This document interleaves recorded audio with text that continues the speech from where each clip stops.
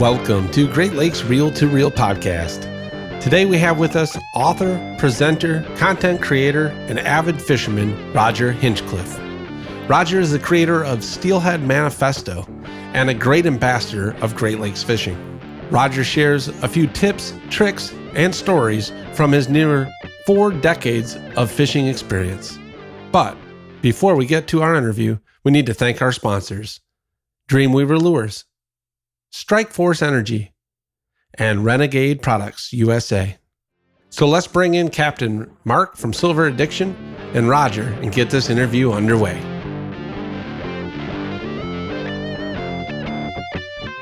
All right, well, here we are, Captain Mark from Silver Addiction with me today, and we want to bring in Roger Hinchcliff from Steelhead Manifesto. Awesome Facebook page. You guys have tons of great information on there. Just joined maybe a few weeks ago, so.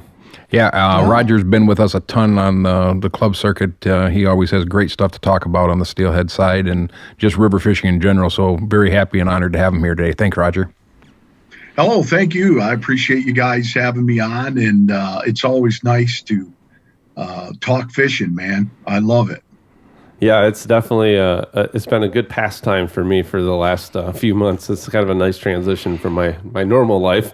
But anyways, maybe you could give us just a little bit of introduction of yourself, a little of your fishing history, and how you got to where you are. Oh boy. Well, I've been fishing for over 40 years. I just like everyone else, I started out with bluegills and a bobber. My dad took me out, and I caught the bug very early on. I think I started fishing when I was 8. And unfortunately, my parents had divorced when I was young, and my mom had moved us right down the street from a river. And back then, things were a lot safer. Like your kids could actually go outside and play. And they told you, hey, be home at dark, And so I got to go down to the river and play all day. And I wasn't allowed to go into the water. My mom said, look, I'll let you go down there and fish, but you're staying out of the water. And what's beneficial about that is it caused me to learn where the fish and the species of fish, based on the seasons and the flow, where I could access those fish. And I fished for everything from panfish to pike to bass to walleye, silver bass, carp. I mean, you name it, all the warm water species I had access to. And when I was 10, a friend of mine, a kid that lived down the street that I was playing with, his parents would take him north and they would go salmon fishing on a camping trip. And his dad allowed me to go. And I caught my first salmon when I was really young. And as soon as I caught the silver species, that was it. I was hooked. And, big fish, big, powerful fish. That was a big deal to a little kid, you know what I mean? So, yeah, fast forward, I always had been an angler at large. Most people don't. They know me for salmon, steelhead, and trout. What they don't know is if it swims in fresh water, I fish for it and I catch it. And so I did that for a number of years, and I joined a fishing club. Yeah, so they asked me to do a presentation to the club on, how I fish and catch steelhead. And I did that, and I must have did a halfway decent job or whatever. And the next thing I know, I had a couple other clubs that called me, and I said, okay. And that's how the seminar piece had gotten started. And then my children talked me into getting on social media. In 2013, I believe it is, 2013. And the rest is history. Now I have 3 pages. I have about 96,000 followers. And that's kind of how that all came about. And then as my first magazine article was published in 1999, I've had articles published as far away as in Europe. and around the world. And so I do some writing for some magazines, and it just kept growing. And as it grew, other fishing companies asked me to represent them, which I did. And then I got the call from Lamaglass. I was like that close to signing with Loomis, and Lamaglass called, and I signed with them as an ambassador or, a pro staffer. And then they eventually came back and asked me if I would help them design a fishing rod. And I said, absolutely. And I did that. And then that blossomed due to the sheer success. And I've now, the last time I knew, it's been 29 different rod projects I've been involved with Lamaglass. In my newest rods that have made a humongous splash are all of my walleye jigging rods. So well, the walleye market itself has just exploded as far as that goes.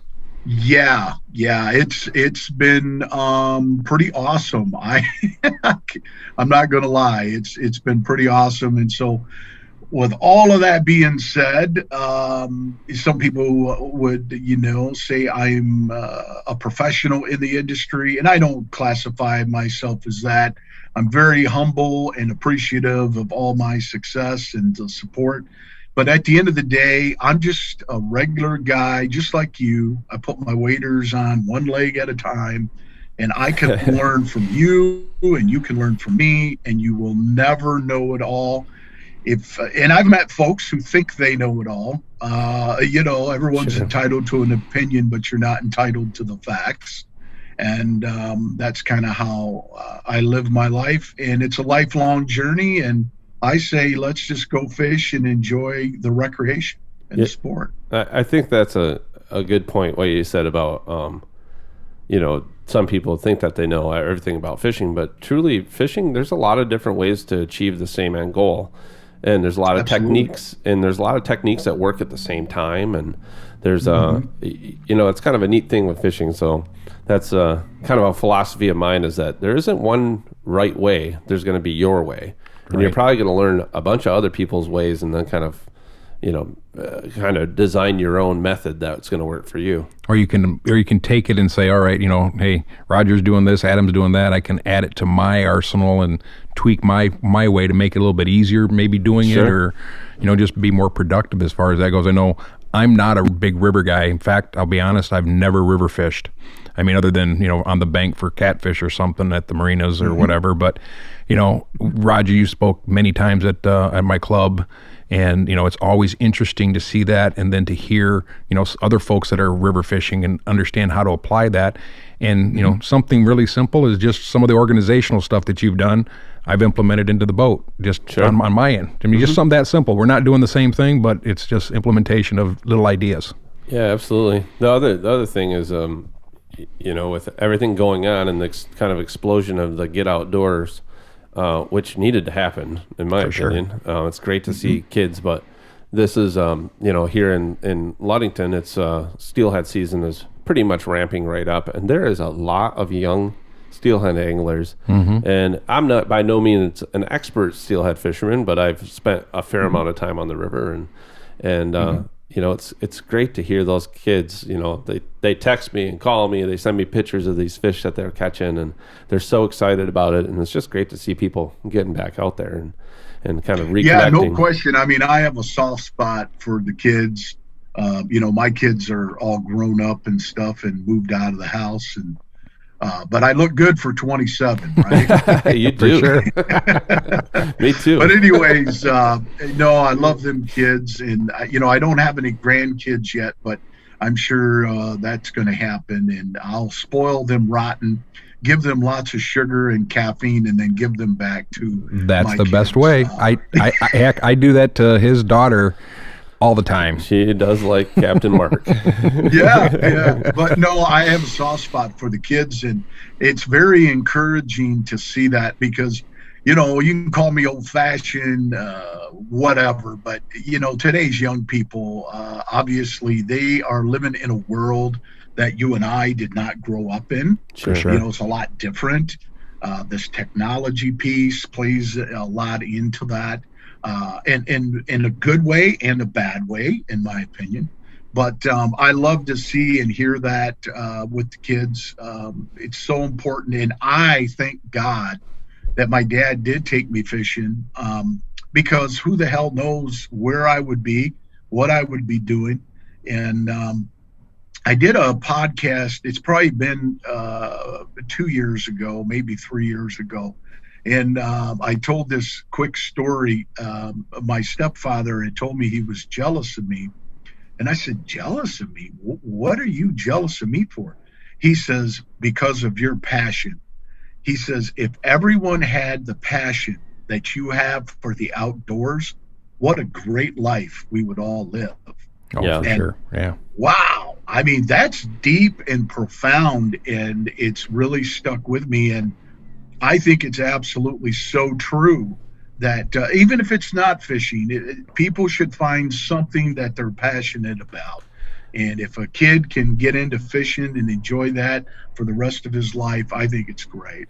I think that it kind of, there's a progression that happens with anglers. And, I talked to Brent Brochert about this same thing. And it's just, as when you first start out, it's all about reeling in the big fish and having that great experience. But as you progress in your your fishing career, I get more enjoyment from watching a kid reel in his first salmon, or watching a grown man reel in his first salmon, and feel the excitement that they have. And it's just, that's kind of truly what keeps me going in this business now. But I've caught thousands of steelhead, and I don't mind being the net guy. Yeah. Not at all. I'm totally happy and content with it. I've been so blessed, and I've caught so many that I love watching anybody, young or old, catch them and reel them in, because they get excited, Yeah, it's really cool to watch that. Or deer hunting, for that matter, watching a little kid take his first deer and how the excitement level, all of that stuff. It's just cool. Anything like with the outdoors, you're saying deer hunting, shed hunting, shrooming, whatever it may be. When you're sitting there and, you have the story, it's always the conversations back at camp, back at the boat, on the way home or whatever. A good friend of mine, Blaze, was just up in the Manistee River fishing this weekend. And he said, I didn't catch a single fish, but I met this guy. And he says, every time I'd hook one, he'd say, that's my fish. And he says, we bantered back and forth. And he told him, he says, didn't know you before I got here, but I know you a little bit now, and this made my weekend awesome. So that's the stuff that just you don't get, online or something. But with that being said, a Facebook page like Roger's, the information that's out there where they can go, especially the young folks, to know where the fish are biting or something like that, makes it better than just trying to go by the seat of your pants. Yeah, I feel like I could have progressed as an angler much faster and probably saved a lot of money had there been YouTube and Facebook pages where I could ask questions. And I was there's no question that technology has helped with the learning curve. Some people don't like that, and some people think it's great. I personally think it's great. I'll be more than happy to tell you how to catch these fish. I just don't tell you where I'm fishing, at least not that week. Well, yeah, especially on the river. A river, we could get into the fish species itself and the lure and magic of a steelhead, but the river system is an ever-changing place. It's always changing, right? Yep. And so, there could be a run or a current break or a seam or a log that, you were out twig picking on the river and you found this great spot and you caught lots of fish. And then the very next year you go back at the same time to that same spot, that log could be gone. Yep. That spot, you can't buy a bite out of it. And, because the water levels are ever changing and it changes the makeup of the river, it's an ever changing place. So it's almost like every year you're learning all over again. Now, when you have hard structure, maybe like a boulder or a retaining wall or a piece of cement, things that don't move, that you can repeatedly go back and catch them. That there is those spots, but for the most part, the river is always changing. Yeah, that's a neat thing about the river. I just floated down the river with one of my friends and his son, who's a grown, he's like 17, 18 years old now. And we're floating down through the PM, and I'm like, oh, this is one of my favorite holes. Well, it used to be a hole. There used to be a tree right there. The tree's not there anymore. Yeah, I had that all the way down. The kid must have been thinking to himself, this guy's kind of crazy. Like he's got Alzheimer's or something. Yeah, he knows where the fish used to be. My uncle's got a place on Peacock Trail, and I used to fish the PM, the Pier Marquette, and I haven't been there in probably, I want to say at least 3 years. But man, what a beautiful stream that place is. It truly is. Well, I tell you what, I have a drift boat at my house, and you have an open invitation if you ever want to come up. Thank you. Yeah, I would love to come fish with you sometime. Believe it or not, people think, he's a professional angler. All he does is fish. And believe it or not, I actually fish less now because I got all this other stuff to do. But when I do get time to go, I would absolutely love to go. For sure. You better invite me. Yep. Mark can come as well. Mark, the only rule in the drift boat is you get 3 trips. On the 3rd trip, you learn how to row. Well, I'm fine with that. Yeah. There's not a lot of stuff to hit in the PM, so it's not so bad. I've rowed a drift boat a long time. I do have a jet sled now, and you can't take a jet sled on the PM. Well, I guess you could. Just the lower stretches, yeah. Yeah, if you were in the lower section. But, as you get older, rowing that boat, especially if you got a couple people in the boat, right? It's a lot of work. Well, then these, all these new jet sleds, they got, 24-volt trolling motors on the front. I'm like, these guys got it figured out. Well, hey, that's that technology thing we've been talking about. Yep. Yeah. Well, let's maybe get into fishing just a little bit. Like, what's your favorite species to chase? I gotta imagine we're gonna hear steelhead, but I don't know. Yeah, it is. It's the steelhead. I love steelhead. They're a fantastic game fish. They're very plentiful. I'm on the Coldwater Steering Committee, for the state, and I'm actively involved behind the scenes concerning our fishery. I also put on some river cleanups, and if I can, I'll give a plug. We're having our annual Manistee River cleanup on the Manistee River July 25th. Oh, very cool. And we're going to meet at High Bridge at 9 a.m. And a lot of my sponsors, once again, have donated some really nice prizes. And I'm working with the MUCC and the feds and a few other folks. They're gonna feed you lunch and everything. So we want to invite you out. But anyways, it is the steelhead, and I love them so much. That's why I do all this extra stuff that I'm not paid for to give back. They're just my favorite species for sure. Yeah, it's not easy fishing for steelhead. It's cold, but it is. They are an awesome species to chase. It's a lot of fun.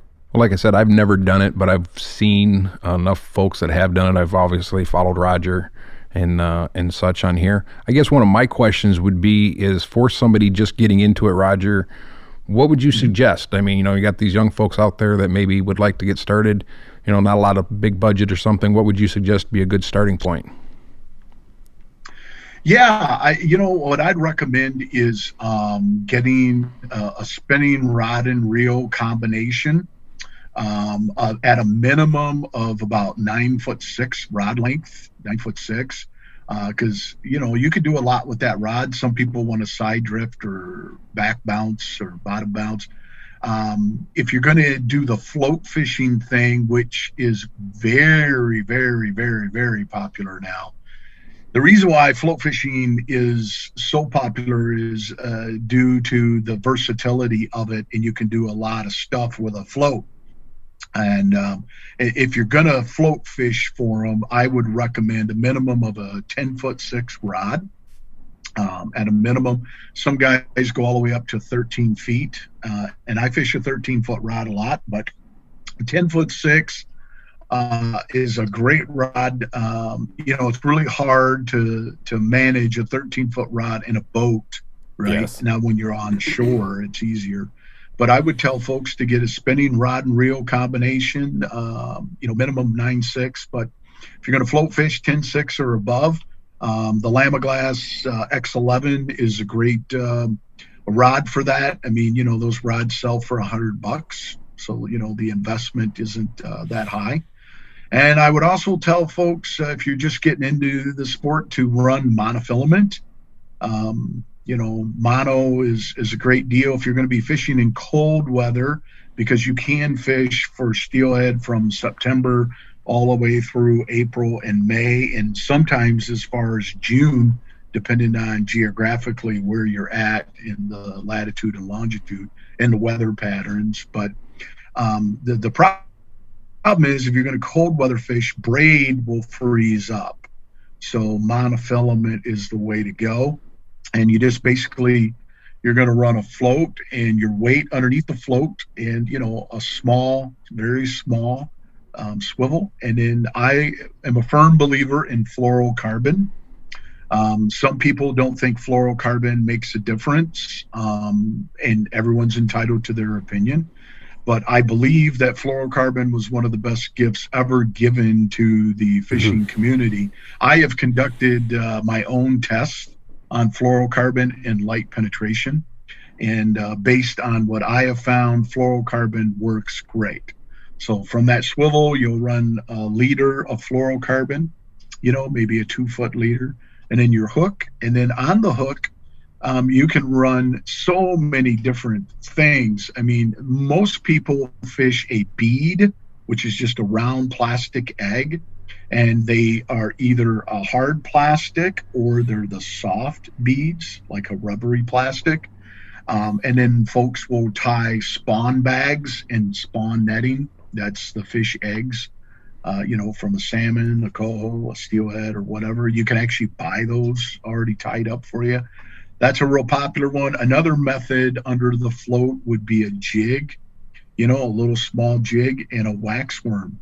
Those are the three most popular methods for float fishing.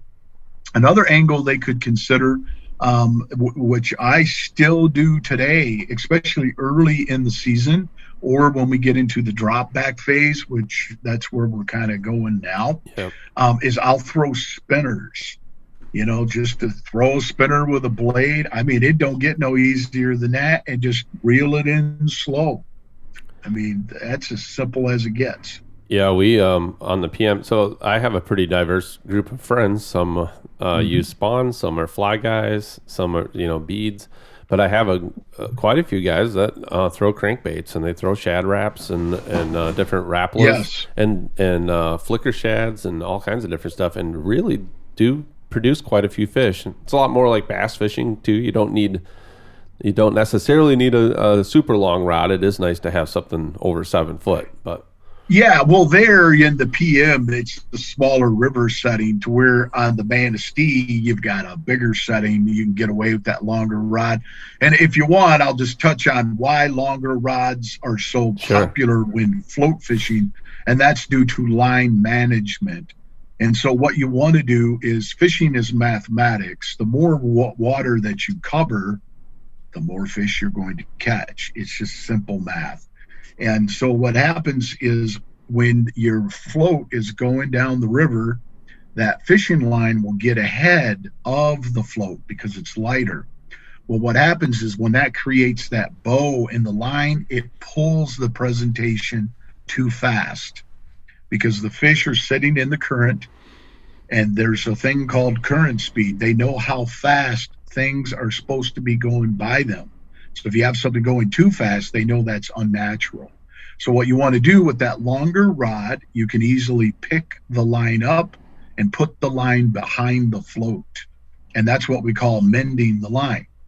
Another reason why you want a longer rod is you can use that rod to steer the float and the offering. Maybe there's a little tree limb coming out. as it's going around, and you might want to pull that out. It's easy to do that. But more importantly, you can pick the line up off the water so quickly and set the hook, and you can cover longer distances with your float. So if your river system will allow it, that's why I recommend a longer rod. Yep, absolutely agree with that. And it's amazing how fast a steelhead especially will pick something up and let go. And that's being able to set that hook by, lifting your rod and picking all that line up quickly makes a big difference. Well, without getting, I can, we only have so much time. I could spend an hour on this subject or the biology of the fish. But what people don't realize is when a steelhead enters a river system, its stomach shrinks. Okay. It's making room for the milt and the eggs. And about 33% of them will still continue to feed, but the rest of them won't even eat. That's what people don't realize is that, and if you catch a steelhead in a river system, remember I told you this, if you fillet it, look in its stomach, you're only going to find one or two things. That's it. If you ever find anything other, please take a photo and call me immediately. You're not going to find anything in its stomach contents, nothing in there, or you'll find undigested food. So a lot of times, when they hit it, it's out of a genetic response. And if they do hit and want to grab onto it or even swallow it, that's what we call a high metabolism fish. But they are very quick to suck in the bait. If something doesn't feel right, taste right, they exhale it immediately. And sometimes, especially in cold water, because like out west, with the rivers I fish out west in the Pacific Northwest, they very rarely get below 38 degrees, right? Here in Michigan, we get all the way down to just above freezing. And those fish are very cold and lethargic, right? And sometimes they'll just rise up and sip that in. Your float doesn't even go down and exhale it, and you didn't even know you got a bite. That's interesting. Yeah. Now, a question going back to the fluorocarbon. So there's always this conversation. I know, Adam, we talked about it. So when you're talking about the fluorocarbon leader, are you just using regular fluorocarbon, or are you using the fluorocarbon leader material? No, what I do, I'll just tell you, I don't fish for Sunline. I do represent over 40 companies, but Sunline is not one of the companies I represent, but I do tell folks about it. I'm the guy who really got FC Sniper, Frank Charlie Sniper is the name of the fluorocarbon, and it's on, a big spool, and it's expensive. It's about $25. But the reason why, and it was very popular, and it still is in the bass world, but nobody in the steelhead world was really using it. And a friend of mine up on the Muskegon River had shared this line with me, and I tried it, and I went, wow, this is really, really good. Well, the reason why I like that particular brand of fluorocarbon is due to its diameter. Everyone's hung up on the pound test. What pound test? And the question they should ask themselves is, what is the diameter? Because when it comes to steelhead, in my seminars, I discuss the fish's metabolism. I discuss their memory span, because a lot of folks don't give fish any credit at all. They are highly sophisticated creatures. And they do have a memory span, and they can be educated, and they become line shy, And so, fluorocarbon, I use FC Sniper, and I'm sure Captain Chuck sells that product. Yep. Yeah, it's a good product. And the reason why fluorocarbon is also because it's abrasion resistant. It's also a low diameter, but it also sinks. And when you are steelhead fishing, you need to get down into the zone, because the steelhead is 8 inches off the bottom 90% of the time. I know I was talking to Jason Waite from Official Business, and he been steelhead fishing, and he said this one stretch they're doing, he's like, yeah, you definitely have to use the fluorocarbon leader material, because The zebra mussels, it was just tearing up the leaders tremendously with the flow and such that's going in there. And the other thing too that is interesting for me, because again, not a river guy, he's talking about currents again. Interesting how just Tuesday with the DAS, we did a thing about trolling and current and them sitting in there. It all comes back to that fish's activity of where it sits. Well, you know, and as Roger said, having a natural presentation.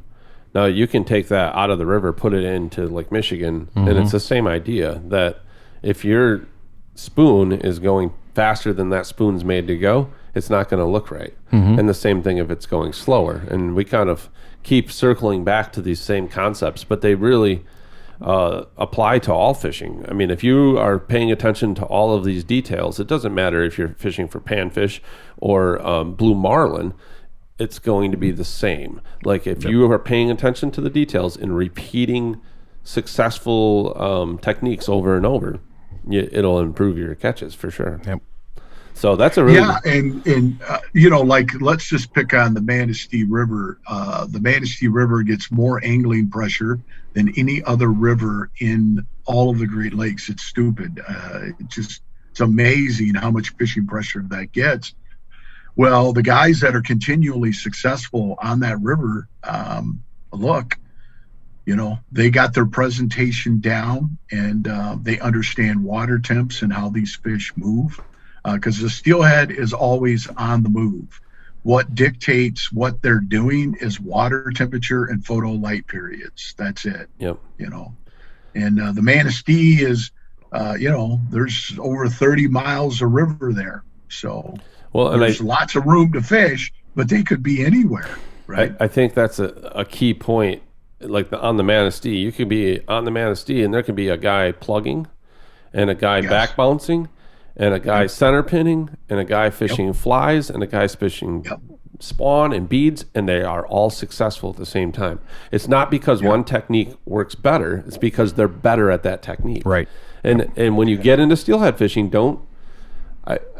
master one technique first, and I think the spinning rod is absolutely the starting point. And then I agree. On, take that one thing and get good and proficient at that. And I'll just tell my listeners, I tell people in my seminars, look, when I fish on my boat, you know, I'll get at the top of the run. I'll have 3 to 4 different float rods rigged up with different offerings. And it's kind of like a bass guy. You know, I go after all the high metabolism willful biter fish, and I'll go through that run and see how many I can catch. And then when I'm done, I put the plug rods out, and I call it the wall of death. And I go through that run, and I back them fish up and force the rest of them to bite. And then I'm confident that I've fished that hole, and I move on down to the river to the next thing. So I do it all, but master one and then add these other techniques to your arsenal, and you'll be very successful on the water. Yeah, absolutely. And I think if you're very confident in the technique you're using, it will allows you more, maybe more insight into the river, and you start paying more attention to the current, and you start paying attention to the bend or how your presentation is going through the hole and all those things, which will all help. But man, definitely master a technique before you try to conquer 10 techniques at once. Well, exactly. Yeah. I am happy to hear this because, you know, I grew up fishing, you know, walleye, of course, salmon, but then we'd go to Minnesota and fish pike, and we were big spinner guys up there. So kind of glad to hear that, because I do think I could handle doing that. You guys with your floats and that stuff, I envision big tangles. Well, is in my world. The biggest tangler on a river when you're float fishing is trees. Oh. They jump out in front of your cast more times, or in the back of your cast, and oh man, I caught some really nice trees on Peon River. Those doggone trees, I tell you, how they can move their limbs like an arm. It's just amazing. So I'll give some folks another nugget. You know, I touched on depth. Depth is so important in steelhead fishing, as it is in trolling out on the big lake, right? But it is the key to catching fish, and you need to be prepared to get snagged on a tree, right, down below under the surface or on a rock or whatever, and lose some leaders, and you'll have to retie, and you want that. And the reason why is that means you're fishing in the zone where those fish are, Good point. So if you're wintertime fishing and it's very cold and the fish are very lethargic, they don't want to move great distances to hit something, maybe just a matter of inches, right? Absolutely. That's a really good point. Another nugget is 45-degree water. That's the number. Once the water temperature gets to 45 degrees and less, the fish's metabolism starts to slow down. So their strike window, how far they're willing to travel to hit something, starts to shrink. So getting down to that depth is important. Well, and the fun thing on the PM River as well is when you start to get 45 and above temperatures, then the trout start to fire up, and they haven't really. Oh yeah. And when they fire up, no exaggeration, you could catch 40 browns. Oh wow! While you're steelhead fishing. And it's just amazing. You might catch 15 out of one little run. Well, that's where that's where the temperature should be going based on the forecast. We're getting there. Yeah. People always want to think, you get so excited you haven't fished and you want to get in the river. You go out on those days when it's 20 degrees and the river opened up, so you're going to fish and your rod's freezing up and your hands are freezing cold, and you got to pick those days so that you're out there when you're going to have the most success. Yeah, well, that's the thing. I mean, I tell people 80% of the fish are caught from home. And, and you got to do your homework, right? If you're seeing that the river got a big spike and what the water temp is, if your flow gauge has a temperature reading for you, because that's super beneficial. But yeah, you want to look, and if the river just got blown out, you got to let that thing start to drop, and usually fishing is better on the drop, and the water clarity is better, right? And you want to pick the days that are going to maximize your chances of catching fish. But I also get hey, I only have a Saturday and Sunday off. I've got to go, and as long as it's fishable, then yeah, for sure. But do your research from home before you head out, because it'll save you a lot of grief. Yeah, and we've talked about it with salmon fishing and all of the different websites that are out there that where you can gather information from. Now it's exactly the same with rivers, and like you said, watching your flow gauges. There's different points where there's flow sensors in the river, and you can tell what it is, and it'll also tell you the water level. And as the water crests, when the water is cresting, it's probably the dirtiest, and that it's going to be, and it'll be chocolate milk, and you could cast 2 inches in front of a fish and not going to see it. But as that starts to drop down, now those are the days you want to be out there, especially when it's those days when it's 55, 60 degrees, and you're going to have some warming of the water during the day, and so a lot of things to look at. Yeah, so another thing, just on a biological standpoint, not only when the river's dropping, that clarity usually comes along with that, but what folks don't know is their thyroxine, it's a hormone that's released automatically, which gets the fish in the mood to bite and to move and to swim and to get going. So that's why when rivers are on the drop, that's the best time to fish for steelhead, in my opinion. Yep, no, I entirely agree with you. So let's just cover a couple more things, and then we'll send you off on your way. But on the Great Lakes, what are your favorite rivers? Where would you recommend people go check out just to kind of experience it, especially this time of year? Yeah, well, it really depends. I guess what I would do is maybe go on the west side of the state. We can start in the southwest corner. The St. Joe is a great river. The Kalamazoo is another favorite of mine. Unfortunately, I haven't made it to the Kalamazoo this year, but I normally like to fish that one. The Manistee River, the Grand River, lots of opportunities there. The Pierre Marquette is one of my favorites for scenery and beauty. Those are probably my favorite rivers to fish. Yeah, absolutely. Actually, I like to fish them all. But, Hey, good day's fishing better than a bad day at work. you got that right. Kind of a neat thing about steelhead is, I've caught steelhead in, the Pere Marquette River and up in the fly water, and I've caught them on the Big Manistee, and I've caught them next to Charlie's Crab Shack in downtown Grand Rapids. Oh, wow. And that's the cool thing about migratory fish is that they, any river system that connects to the Great Lake, there will be fish in it at some point. And you will catch steelhead right in front of me on a spot I just went through 18 miles offshore. He did it like in 3 minutes. It was horrible. It happened. We caught 3 of them in like 3 minutes. Anyways, hey, I'll tell you right now, I will admit it. I mean, there's days that I struggle.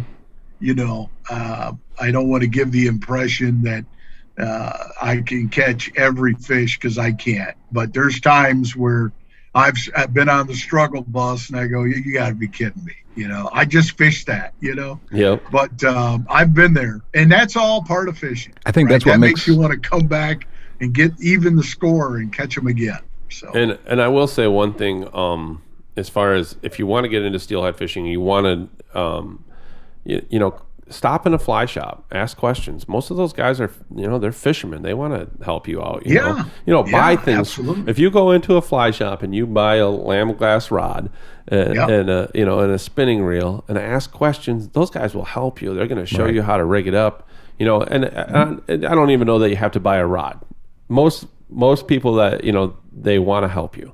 And there's a lot of websites where you can gather information. There's a lot of websites where you can get fishing reports and see, and ask quality questions. Don't ask for all of it. Right. No, but don't ask Roger's secret fishing spot. But you know what? I have a YouTube channel, Steelhead Manifesto, and I have a website, steelheadmanifesto.com, that I just got back up and running, and some of my older magazine articles are going to start getting published there. So it's a great place of resource. One of the magazines I write for, Great Lakes Angler, sure, Salmon, Trout, Steelhead. I mean, they have all these great articles online, and YouTube can also be a great thing. And as an additional resource to help people learn more, and then also come to one of my seminars. Yeah, we'll absolutely. post them once we can get back to normal. Post them on social media. And I will recommend too. I'm not a river guide, but if you want to get into steelhead fishing, you really feel like it's something you want to do, book a trip. Yeah, without a doubt. Find a guide absolutely.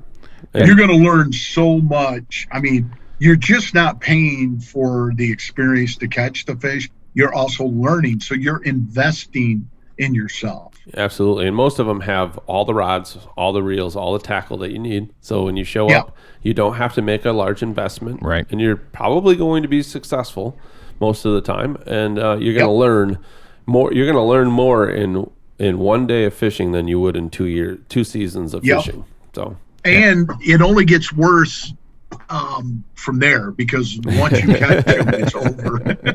The credit card is coming out. Oh man! And I'll 100% vouch with Roger. His workshops, his talks are fantastic, and the information online for somebody that doesn't know, just the things that you can learn is amazing. Sure. I don't think we do enough of that. And I know you've got the Reel to Reel YouTube. Outdoors, that's Reel to Reel Outdoors, and we're getting calls on that. I've had people that have called me up on things that we've talked about and asked questions, and just in nature, fishermen want to talk. And we may not tell you about the secret spot, but we're definitely gonna talk about what we can do to help you out, because somebody helped us. It's like we're in the marinas, so you're in a marina and you see a guy, he's going out all the time, and he asked me a question, and I'm like, yeah, absolutely, come on the boat, let me show you what we're doing, how we do it. We take guys from the marina with us when we fun fish and stuff. But if you're putting in effort and other fishermen see that you're really trying, anybody would help you. Even the grumpiest old captain probably going to give you some information. Right. Unless it's August really and late. That's what's great about the angling community. I mean, for the most part, we are some pretty good folks, right? For sure. Just some great folks. I just want to share, you just want to help educate anyone that wants to learn, because it is a magical. The outdoors it's an amazing thing. The river systems, especially you get into like some of the small creeks and streams, and it's just beautiful. Walking the bank or anything. Or if you have a boat or can get on, or you're fishing from a bridge, whatever it is. And the interesting to be out there. And the interesting thing too to really take notice of. Roger's mentioned it today. I know Myron Gilbert, fished all over the world. Roger's fished all over. People that we've spoken to. I know we're going to have Dan Keating on in an upcoming episode. Yeah. All these guys, they still say the same thing. We don't catch them all.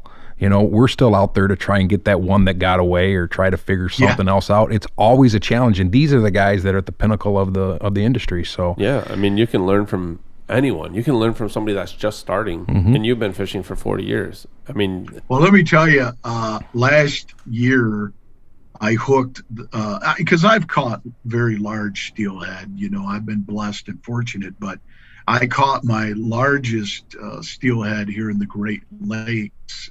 This fish was over 20 pounds, which is very rare. I think maybe on average, maybe 3 fish are reported that will top that mark, caught by an angler a year. And that's not very many. So you don't catch very many like that. And I hooked a giant, and of course, it's just a fishing story, right? I didn't have the photos to prove it, right? But I did hook the biggest steelhead of my life here in Michigan finally, and my buddy was about that far from netting it, and it took a run. And I want to give the listeners a good piece of advice: buy quality swivel. I did have a failure on the swivel, and I'm so mad at myself. But Spro is the company to buy. Oh yeah, just saying. We've only heard that a few times about buying quality swivels. Yeah, well, let me tell you, the river rat, the river guy, is also testified that it's very important to have a quality swivel. So that one got away. Yeah.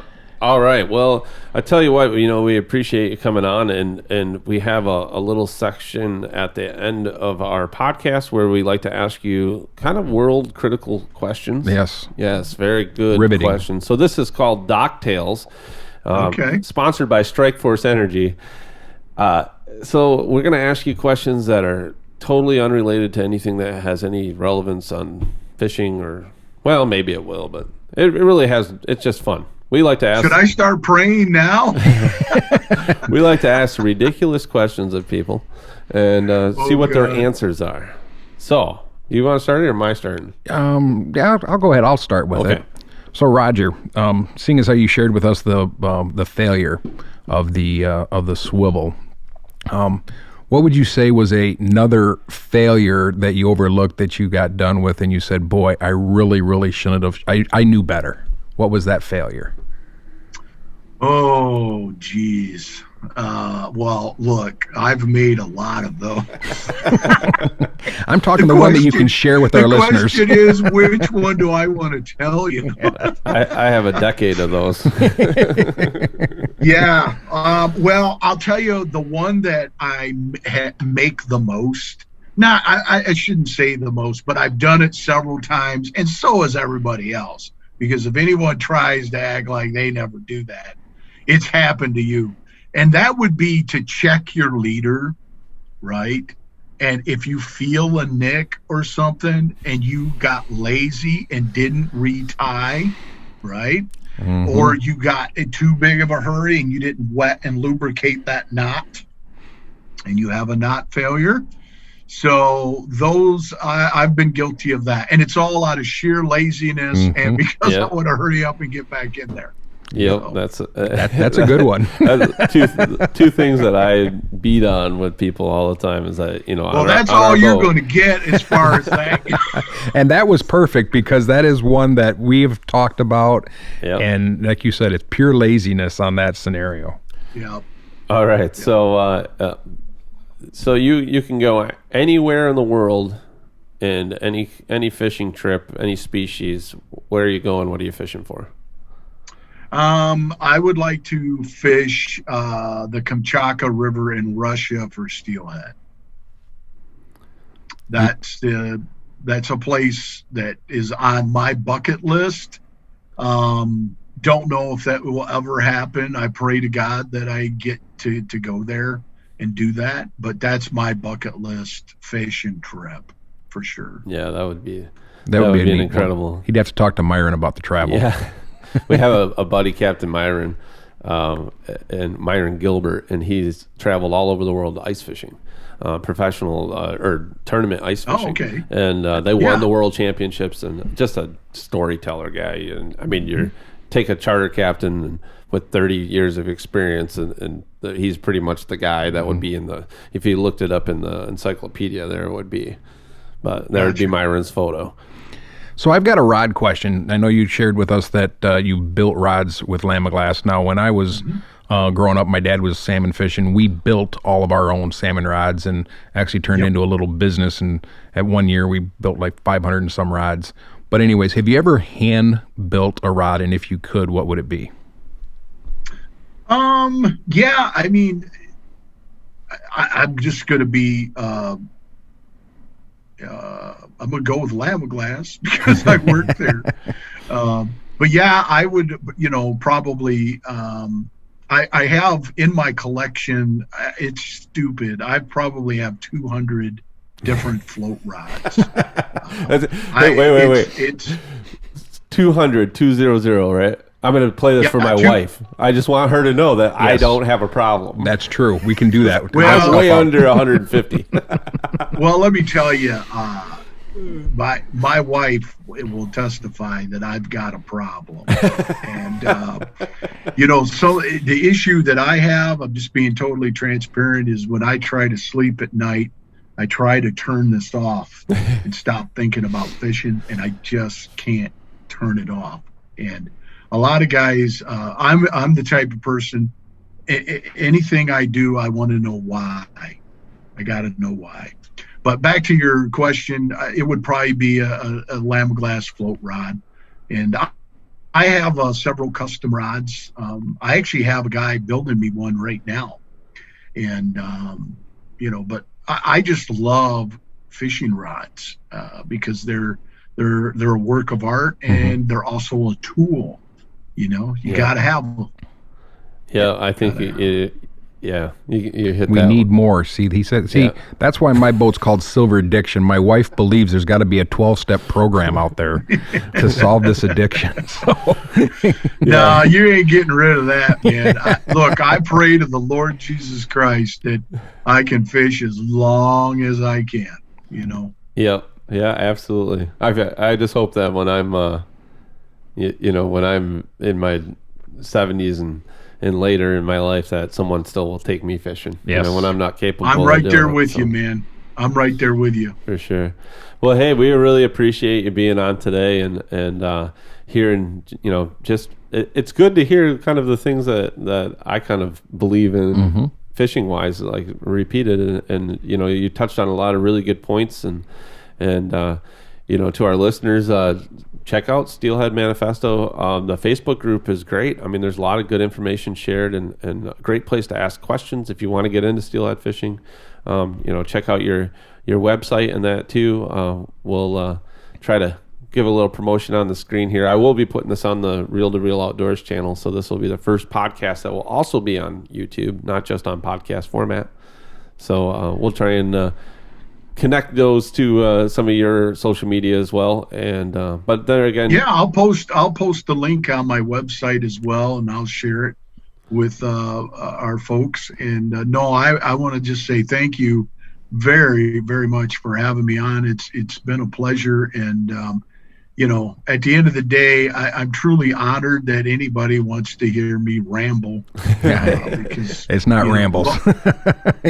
We all have this bond with Absolutely. This thing called the outdoors and fishing, and it's just a great, great place to be. And I encourage everybody to get outside no matter what and enjoy the outdoors. So thank you, guys. I appreciate it.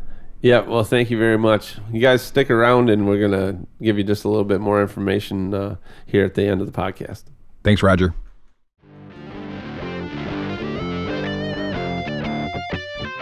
Once again, we want to thank Roger Hinchcliff for coming on and talking with us today. Lots of great information there. A lot of cool stories from growing up and how he got into fishing. Once again, check out on Instagram or on Facebook, Steelhead Manifesto. Tons of great information. If you're a steelhead fisherman or river fisherman, lots and lots of great information on that page. Once again, we got to thank our sponsors, Renegade Products USA, Dreamweaver Lures, and Strike Force Energy. They're the ones that make this possible for us, and we always do appreciate everything that you do for us. Well, we hope to see you guys again next week. Tune in. This podcast will also be available on YouTube. This is the first one we're putting on there just to see how you guys like it. Drop a comment, let us know. Make sure you subscribe, and make sure this week you get outside and enjoy those Great Lakes.